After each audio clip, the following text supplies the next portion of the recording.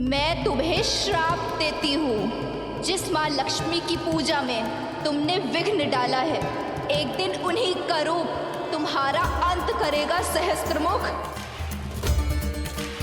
जिसके प्राण पखेरु होने वाले हो, उसे बंधन में बांधने का कोई औचित्य नहीं है। छोड़ दो इसे।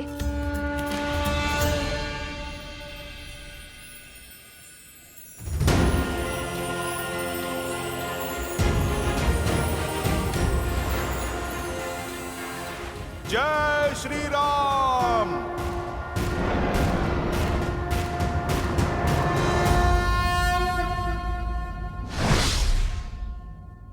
इस दुष्ट ने एक स्त्री के विरुद्ध कुविचार और लोक अपवाद की अग्नि भड़काई थी, जिसे इसने दंश दिया और अब इसे दंड भी वही देगी। परंतु माता,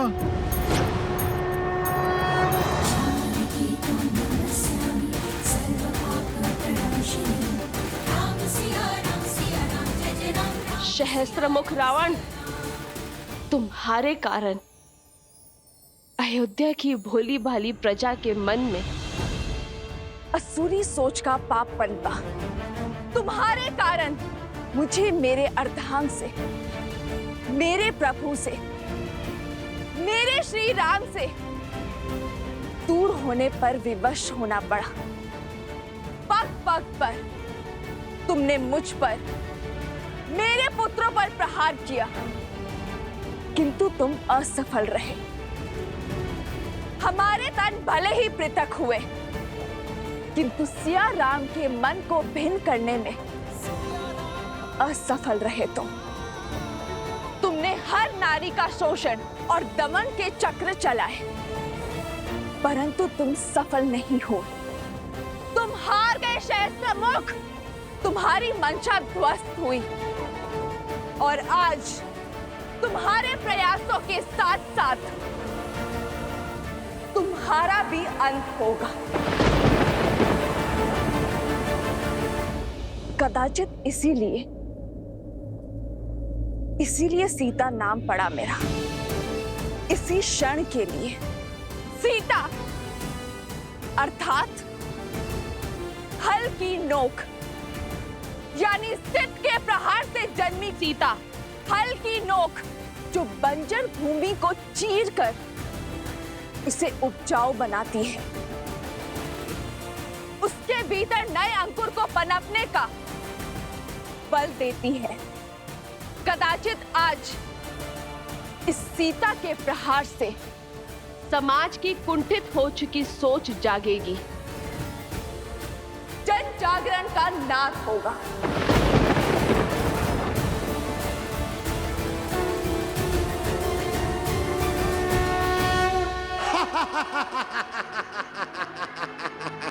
अद्भुत, अद्भुत है ये क्षण, ये घड़ी, ये काल, क्योंकि आज सहस्त्रमुख रावण ब्रह्मा के वरदान को भी मिथ्या सिद्ध करेगा। आज अंत कौन किसका करेगा, ये पूरा संसार देखेगा। भूमि से जन्मी सीता को भूमि में ही गाड़ दूंगा मैं।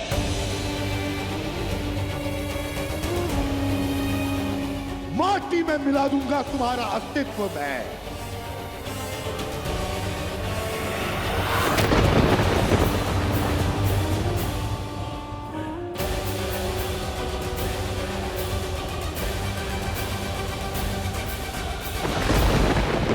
प्रभु, माता संकट में है। जब मन से हर भय, हर संदेह को दूर कर नारी अपने संकट के समक्ष खड़ी होती है, तो किसी भी शक्ति में उसे हराने का बल नहीं होता। हनुमान, आज सीता जनक पुत्री नहीं, भूमि नंदिनी है। वो राम संगिनी नहीं, वो पाप नाशिनी है। जो नारी शीतल पावन सी है, वो बार बार प्रताड़ित करने पर भयावह आंधी भी बन सकती है। हे माँ गौरी, मुझे शक्ति दीजिए माँ गौरी।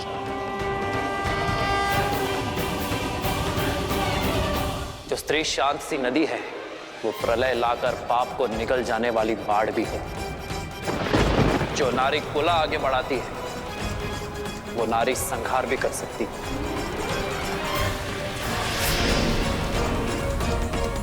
निश्चिंत रहो हनुमान, आज संसार देखेगा कि जब माँ गौरी से पाप सहन नहीं होता तो वो कैसे माँ काली का बल दिखाती है कि जो नारी के विरुद्ध को विचार फैलाता है उसे अंततः अपने रक्त से उस नारी के चरण धोने पड़ते हैं।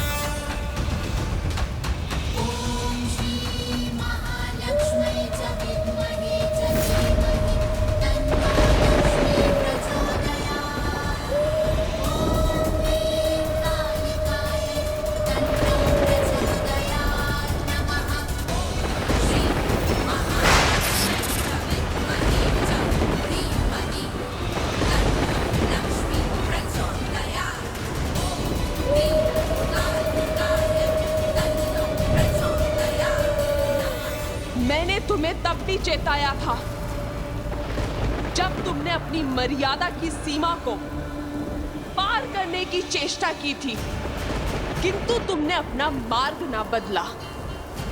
आज तुम्हारे अंत के साथ अधर्म के उस अंतिम अस्त्र का भी अंत हो जाएगा जो व्यक्ति की सोच को दूषित करने की मंशा रखता है।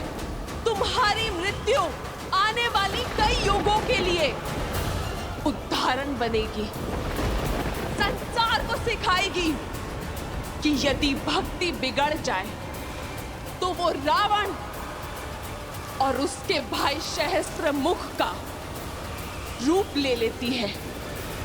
व्यक्ति की शक्ति को अधर्म की आंधी में झोंक देती है और जो धर्म के विरुद्ध होते हैं उन्हें उनके अपराध का दंड देने के लिए वही शक्तियां दुष्ट के अंत का मार्ग खोज लेती हैं। स्मरण करो वो श्राप जो तुम्हारी पुत्र बतू ने तुम्हें दिया था।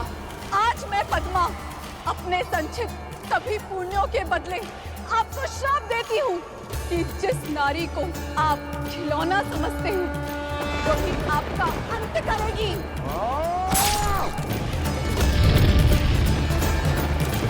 ब्रह्मदेव से वर तो पा लिया दुष्ट, किंतु स्त्री से सुरक्षा का वरदान ना पा सका तू। अपने अहंकार में स्त्री को सदा तुच्छ समझा तूने और आज स्त्री का यही रूप तेरा अंत करेगी। और अपनी ललकार से मेरे मन में भय बनाना चाहती हो? मूर्ख हो तुम, मूर्ख। सहस्त्रमुख किसी भी भय से भयभीत नहीं होता, क्योंकि युद्ध भूमि में भय का अर्थ है मृत्यु।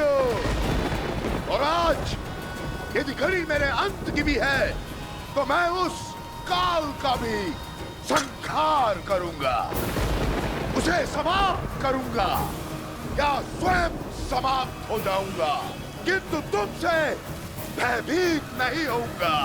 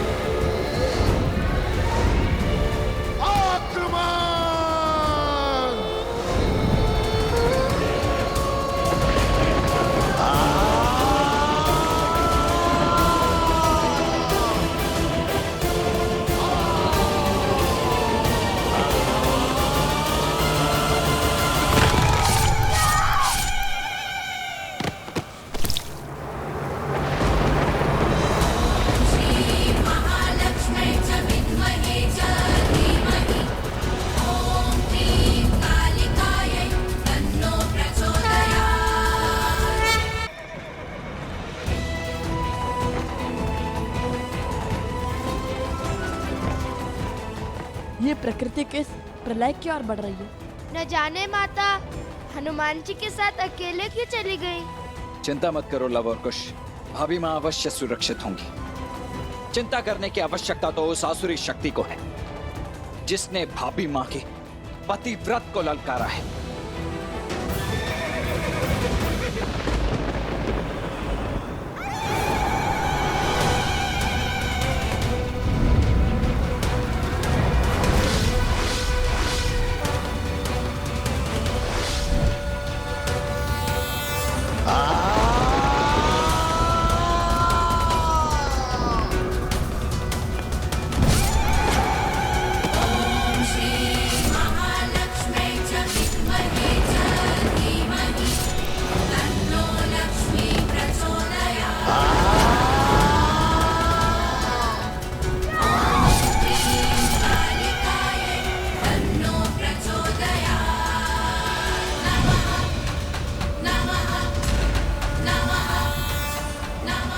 नहीं, तुम मेरा अंत नहीं कर सकती। ये मेरा अंत नहीं हो सकता, नहीं हो सकता।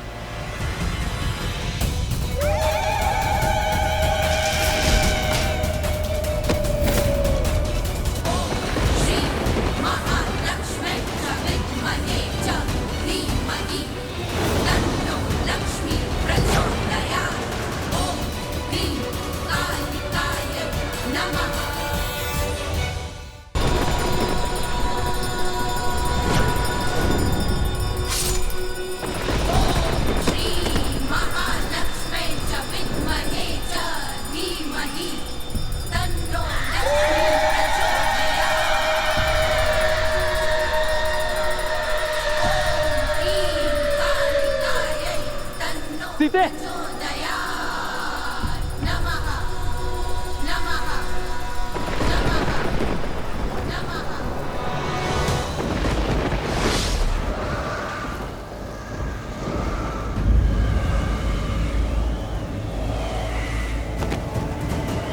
सीते,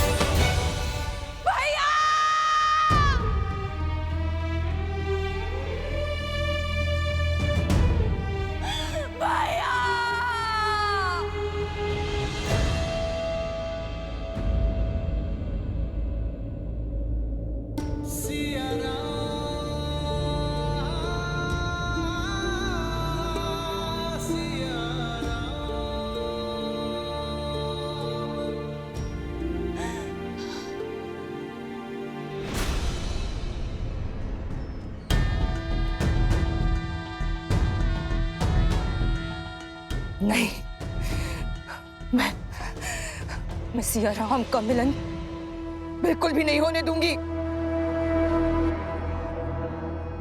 इन दोनों को एक कभी नहीं होने दूंगी, कभी नहीं।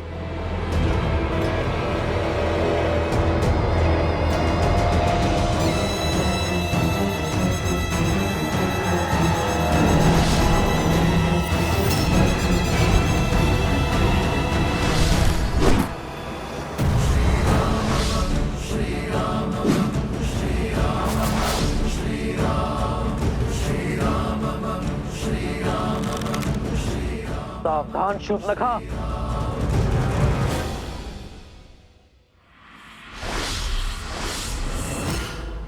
नहीं होने दूंगी मैं ये मधुर मिलन, नहीं होने दूंगी इस वियोग का अंत। जो करना है कर लो राम, ले सकते हो तो ले लो मेरे प्राण। अंत से भयभीत नहीं होती है ये शूर्पणखा, परंतु एक बात तुम समझ लो, मैं सदा सिया राम की दूरी का कारण बनूंगी। तुमने मेरा परिवार, मेरे कुल, सबका अंत कर दिया और आज मैं तुम दोनों की मिलने की इस आस का अंत कर दूंगी। सियाराम सदा एक थे, एक हैं और एक रहेंगे। संसार का कोई भी बल इतना सबल नहीं शूर्पणखा जो सियाराम को भिन्न कर सके। तो करो अपनी मर्यादा भंग, उठाओ अस्त्र और कर दो एक स्त्री का संहार। शूर्पणखा, सब समाप्त हो गया, किंतु तुम फिर भी नहीं समझे कि प्रभु श्री राम स्वयं नारायण का स्वरूप है और माता सीता साक्षात लक्ष्मी का रूप। अब तो समझ जाओ। मौन हो जाओ लंका भेदी, विश्वासघाती। तुम श्राप हो हमारे कुल पे, श्राप। श्राप तो तुम हो शूर्पणखा।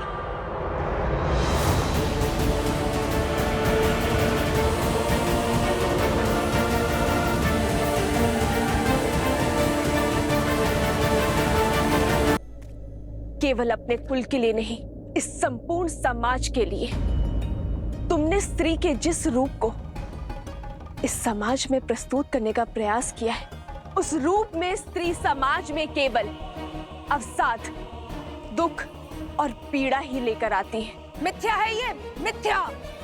तुम्हारे जैसी अबला की निर्बल सोच है ये। निर्बल तो वो होता है जिसके मन को प्रतिशोध की चोट कचोटती है। तुम अपनी प्रतिशोध की पूर्ति के लिए अपने पूरे कुल के अंत का साधन बने। इस यात्रा में अपने पुत्र, अपने भतीजे मेघनाथ, अतिकाय, अपने भाई खरदूषण, कुंभकर्ण, दशानन रावण के अंत का साधन बने। इस घोर संग्राम के बाद भी तुमने अपने भाई सहस्त्रमुख रावण को समझाकर उसका पथ बदलने का प्रयास नहीं किया, बल्कि उसे भड़काया और अपनी मलिन सोच और अपनी मलिन इच्छा की पूर्ति करने की चेष्टा करती रही। तुम जैसी स्त्रियां समाज में द्वेष उत्पन्न करती है, परिवारों के कलह का कारण बनती है, आने वाली पीढ़ियों का संहार करती है, आने वाली पीढ़ियों का सर्वनाश करती है। इस विध्वंस का सबसे बड़ा कारण तुम हो शूर्पणखा, तुम। इतना भोला मुख और मन कितना कुटिल, अपने शब्दों से महान बनने का स्वांग कर रही हो। ये विध्वंस, ये विनाश, इन सब का कारण मैं नहीं, तुम हो सीता, तुम। तुमने मारा है मेरे भैया को। दोषारोपण से स्वयं के पाप नहीं छुपा करते। और रही बात सिया राम के वियोग के, तो संसार में कोई ऐसा बल, कोई ऐसा छल नहीं जो हमें पृथक कर सके। और जब जब सिया राम भिन्न हुए तो किसी उद्देश्य के लिए हुए, और आगे भी हम अपने उद्देश्य की हर कसौटी पर खड़े उतरेंगे। और ये दूरी केवल हमारे तन की है, हमारे मन तो उसी दिन एक हो गए थे जिस दिन अग्नि को साक्षी मानकर हम विवाह के बंधन में बंधे थे।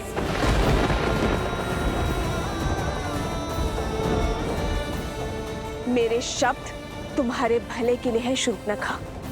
सब कुछ तो खो चुकी हो तुम, अब अपने अपराधों की क्षमा मांग लो ताकि अपने किए का प्रायश्चित कर सको, अपनी भूल सुधार सको।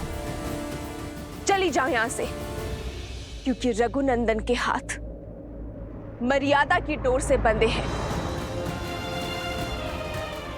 और वो इस डोर को भंग नहीं करना चाहते। रघुकुल का बाण किसी स्त्री के लिए नहीं उठेगा। तुम भले ही असुर हो, परंतु हो तो स्त्री ही, और नारी का सम्मान करना रघुवंशी भली भांति जानते हैं। इसीलिए श्री राम ने तुम्हारे पग रोकने के लिए बाण चलाया था, तुम्हें मारने के लिए नहीं, किंतु स्मरण रहे।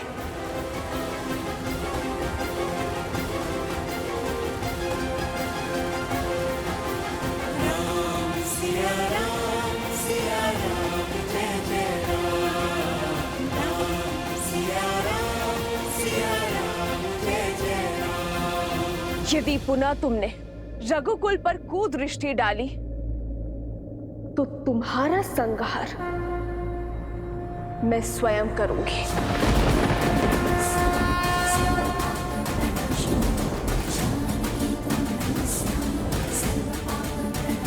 असंभव! मेरे भाइयों ने, मेरे संपूर्ण कुल ने अपनी अंतिम श्वास तक प्रतिकार लिया है और तुम चाहती हो कि मैं अपना साहस छोड़ दूं, अपने मार्ग से भटक जाऊं, उनकी मृत्यु को व्यर्थ जाने दूं? कदापि नहीं। अपने किए का मूल्य तो तुम्हें चुकाना ही होगा सीता। मेरा प्रण है कि मैं तुम्हारी पीड़ा का अंत कभी नहीं होने दूंगी, कभी नहीं।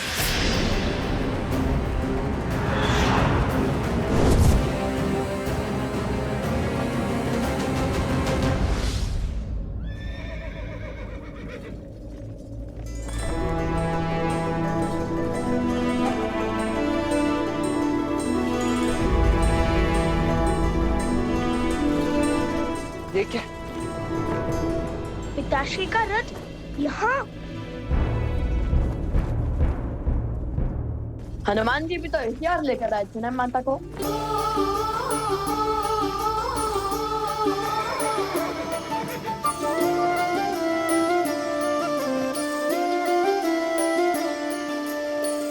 जन्म जन्म का है ये संगम, राम रतन सीता वैभव धन।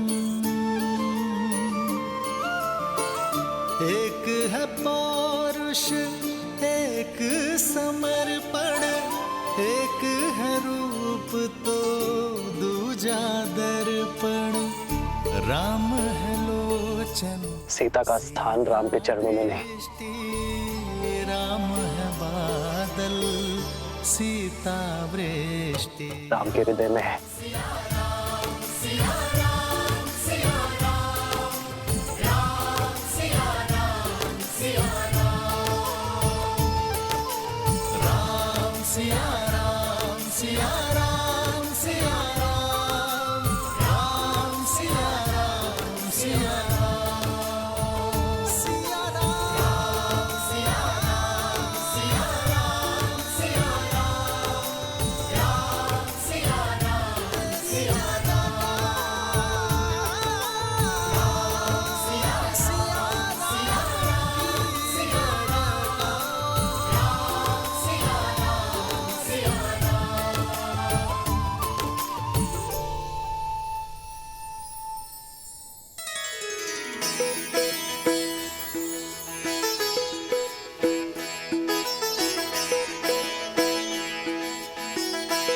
प्रभु, आपका ये अलौकिक मिलन अयोध्या पे छाए दुख के हर बादल को हटा देगा, नगर भर के मन में खुशियों का संचार कर देगा। प्रभु,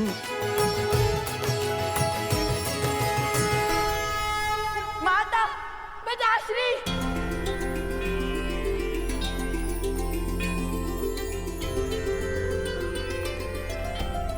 पुत्र पुत्र।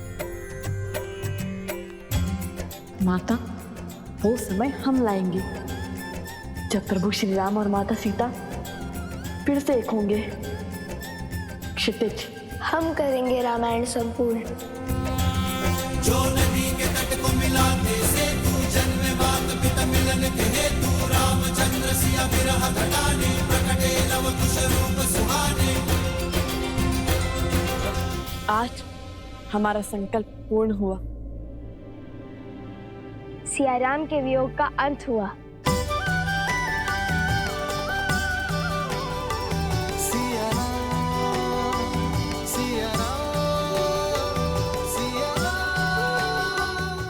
आप दोनों कभी पृथक नहीं होंगे।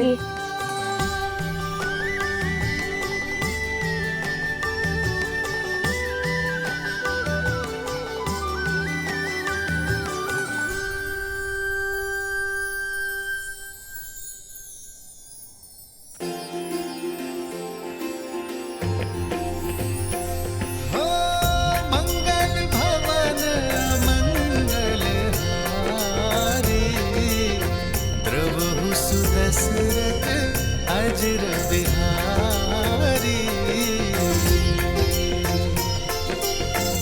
सीताराम चरित अति पावन मधुर सरस अरुअति मन भावन राम सिया राम जय जय राम सिया राम भैया, भाभी माँ, अब और विलंब उचित नहीं है। समस्त अयोध्या राम परिवार की प्रतीक्षा में है। चले? अवश्य।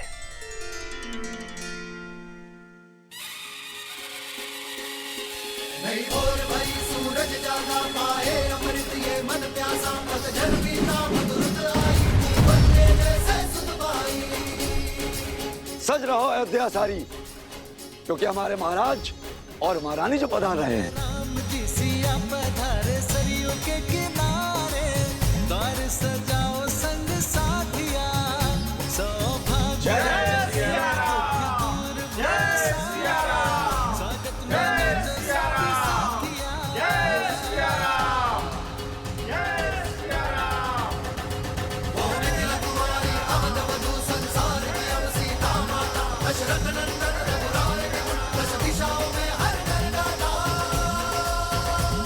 हर नर गाता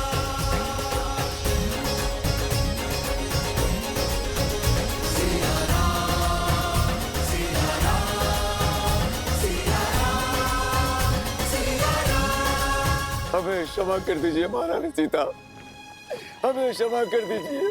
हमारे कारण आपको वियोग का घोर दंश झेलना पड़ा, इतने संकट उठाने पड़े। हमें क्षमा कर दीजिए महारानी सीता। महारानी हमें क्षमा कर दीजिए, हमें क्षमा कर दीजिए महारानी, हमें क्षमा कर दीजिए महारानी। रथ रोको सारथी।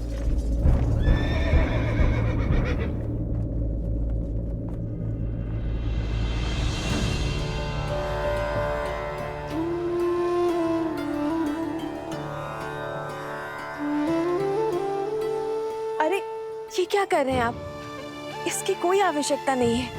उठिए। आवश्यकता है देवी सीता, आवश्यकता है। मैंने जो अपराध किया है वो तो दंड के योग्य है, फिर भी साहस जुटाकर मैं आपके चरणों में स्थान पाने चला आया। मुझे क्षमा कर दीजिए, मुझे क्षमा कर दीजिए देवी सीता, मुझे क्षमा कर दीजिए।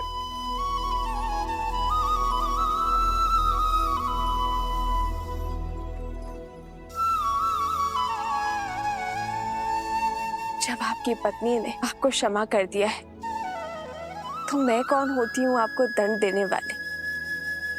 इसे एक बुरा स्वप्न समझकर भूल जाइए और राम राज्य की परिकल्पना को साकार करने में जुट जाइए। शुभ घड़ी है।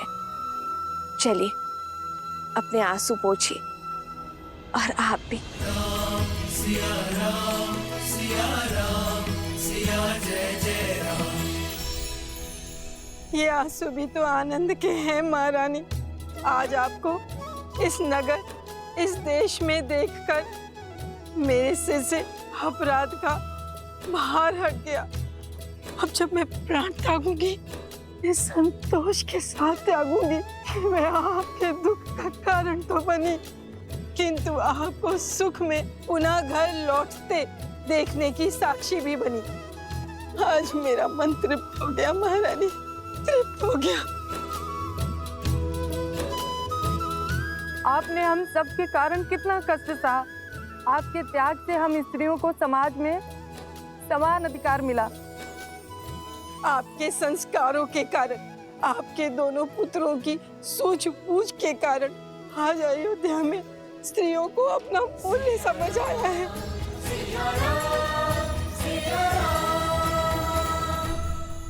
आशा है संसार इस सीख को स्मरण रखेगा। जब जब स्त्री पुरुषों के कंधे से कंधा मिलाकर चलेगी, तब तब समाज उन्नति की ओर अग्रसर होगा। और जब जब पुरुष स्त्री के कंधों पर पांव रखकर उनका दमन करेगा, तब तब उन्नति की गति रुकेगी। एक योग्य बालक अपने परिवार को आगे लेकर जाता है, किंतु एक योग्य बालिका पूरे समाज को आगे लेकर जाती है। और ये सब नारियों के प्रयासों के कारण ही संभव हो सकता है। ये जो संस्कार आपने पाए, इस सीख को अपनी आने वाली पीढ़ियों को अवश्य देना। जय सिया राम। जय सिया राम। जय सिया राम। जय सिया राम।